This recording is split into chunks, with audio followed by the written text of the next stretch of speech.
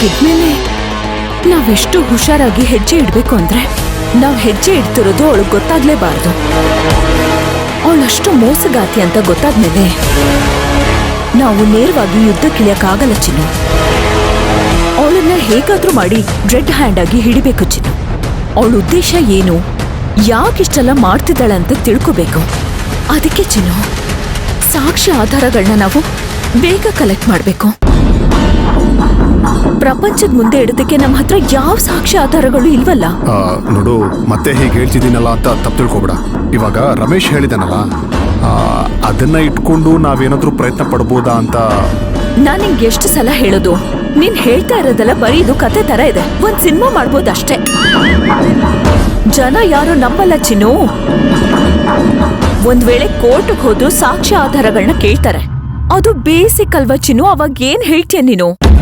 ಹಾಗಾದ್ರೆ ಇವಾಗ ನಾನು ಏನ್ ಮಾಡ್ಬೇಕು ಅಂದ್ರೆ, ಮೊದಲು ನನ್ನಿಂದ ತಪ್ಪಿಸ್ಕೊಂಡು ಹೋದ್ನಲ್ಲ ರಮೇಶ್, ಅವ್ನು ಬದುಕಿದನೋ ಸತ್ತಿದ್ದನೋ ಅಂತ ಕಂಡುಹಿಡಿಬೇಕು. ಒಂದ್ ವೇಳೆ ಅವ್ನು ಬದುಕಿದ್ರೆ ಅವ್ನು ಎಲ್ಲಿದ್ದಾನೆ ಅಂತ ಕಂಡುಹಿಡಿಬೇಕು. ಅಕಸ್ಮಾತ್ ಅವ್ನು ಸತ್ತಿದ್ರೆ ಅವ್ನ ಮನೆ ಎಲ್ಲಿದೆ ಅಂತ ಕಂಡುಹಿಡಿಬೇಕು. ಅಲ್ಲಿ ಸಾಕ್ಷಿ ಏನಾದ್ರೂ ಸಿಗುತ್ತಾ ಅಂತ ಹುಡುಕ್ಬೇಕು.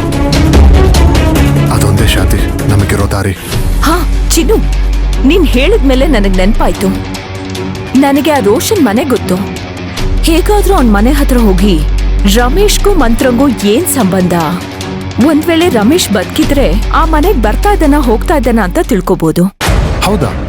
ಸರಿ ಶಾಂತಿ, ಹಾಗಾದ್ರೆ ನಿನ್ನ ಈಗ್ಲೇ ಆಫೀಸಿಗೆ ಬಿಟ್ಬಿಟ್ಟು ನಾನು ಅಲ್ಲಿಗೆ ಹೋಗಿ ಬರ್ತೀನಿ.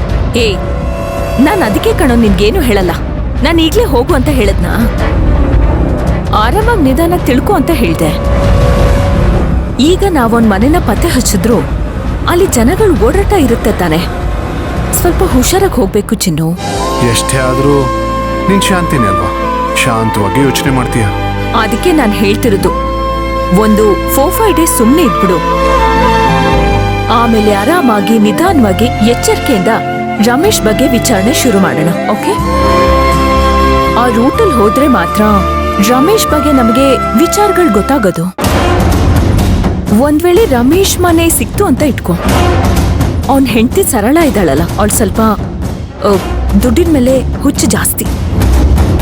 ಅವಳಿಗೆ ಬೇಕಿದ್ರೆ ದುಡ್ಡು ಕೊಟ್ಟು ಆ ಡಾಕ್ಯುಮೆಂಟ್ಸ್ ಏನಾದ್ರು ಸಿಗ್ಬೋದಾ ನೋಡು. ಅದೆಲ್ಲ ಡಾಕ್ಯುಮೆಂಟ್ಸ್ ಸಿಕ್ಮೇಲೆ ಬೇಕಾದ್ರೆ ಸುಶಾಂತ್ ಹತ್ರ ಹೋಗಿ ಎಲ್ಲ ವಿಷಯನೂ ತಿಳಿಸೋದಕ್ಕೆ ಪ್ರಯತ್ನ ಮಾಡೋಣ. ಹಾ, ಅದ್ ಬಿಟ್ರೆ ಇದಕ್ಕಿದ್ದ ಹಾಗೆ ನಾನು ಶಾಂತಿಯಾಗಿ ಬದಲಾಗಕ್ಕಾಗಲ್ಲ. ಶಾಂತಿ, ನೀನ್ ಹೇಳ್ತಿರೋದು ಹೇಗಿದೆ ಅಂದ್ರೆ ಶ್ರೀಕೃಷ್ಣ ಪರಮಾತ್ಮ ಅರ್ಜುನನ್ಗೆ ಗೀತೋಪದೇಶ ಮಾಡ್ದಂಗಿದೆ ನನ್ಗೆ. ಚಿನ್ನು, ಈ ನಡುವೆ ಬರ್ತಾ ಬರ್ತಾ ತುಂಬಾ ಹೋಗ್ಲಕ್ ಕಲ್ತ್ಬಿಟ್ಟಿದ್ಯಾ ನೀನು. ಸರಿ, ಈಗ ನಿನಗೊಂದು ಮಾತು ಹೇಳ. ನೋಡ್ ಶಾಂತಿ, ಇನ್ಮೇಲೆ ಯಾವುದೇ ಕಾರಣಕ್ಕೂ ಒಬ್ಬೊಬ್ಳೆ ಓಡಾಡ್ಬೇಡ. ಏನೇ ಇರ್ಲಿ ನೀನ್ ನನ್ನ ಕರಿ, ನಾನು ನಿನ್ ಜೊತೆ ಬರ್ತೀನಿ. ಒಂದ್ ವೇಳೆ ನಾನು ಯಾವ್ದಾದ್ರು ಮುಖ್ಯವಾದ ಕೆಲಸದಲ್ಲಿ ಬಿಸಿ ಇದ್ನಾ, ಯಜಮಾನ್ರನ್ನ ಕರ್ಕೊಂಡು ಹೋಗು. ಅಲ್ಲ, ನೀವ್ ನನ್ನನ್ನ ಏನಂತ ತಿಳ್ಕೊಂಡಿದ್ದೀರಾ ಅಂತಾನೆ ಗೊತ್ತಾಗ್ತಿಲ್ಲ. ಸರಿ, ಸಾರಿ ಶಾಂತಿ, ಅಷ್ಟು ಹೇಳ್ಬಾರ್ದ ನಾನು. ಹುಷಾರಾಗಿರು ಅಂತ ಹೇಳಿದೆ ಅಷ್ಟೇ. ಸರಿ ಆಯ್ತು, ಹೋಗು.